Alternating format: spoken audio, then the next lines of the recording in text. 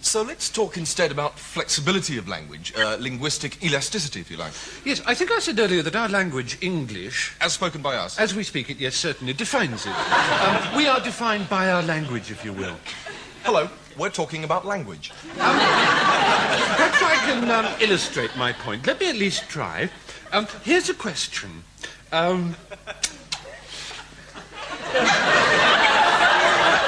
What is it? Well, my question is this. Is our language, English, capable?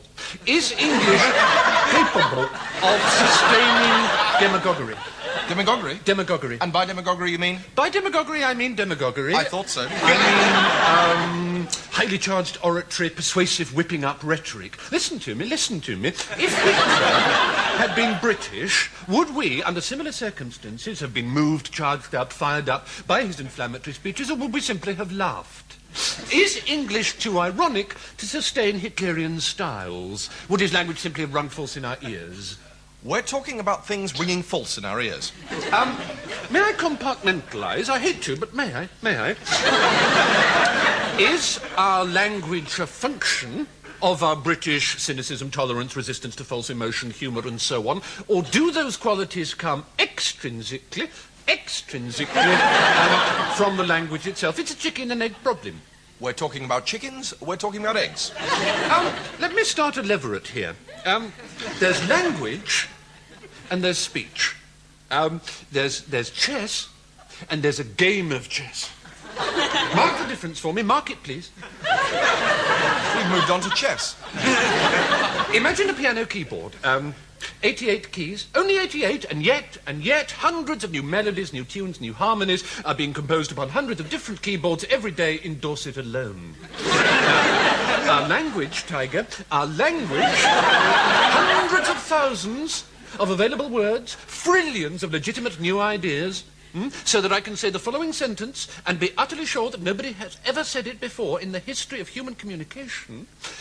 Hold the newsreader's nose squarely, waiter, or friendly milk will countermand my trousers. Perfectly ordinary words, but never before put in that precise order. A unique child delivered of a unique mother.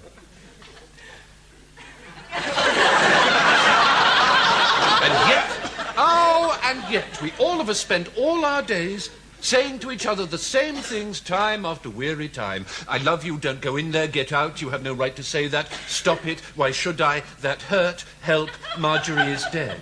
That surely is a thought to take out for a cream tea on a raining sunny afternoon. So to you, language is more than just a means of communication? Oh, of course it is, of course it is, of course it is, of course it is. Language is my mother, my father, my husband, my brother, my sister, my whore, my mistress, my checkout girl. Language is a complimentary moist lemon-scented cleansing square or handy freshen-up white pet.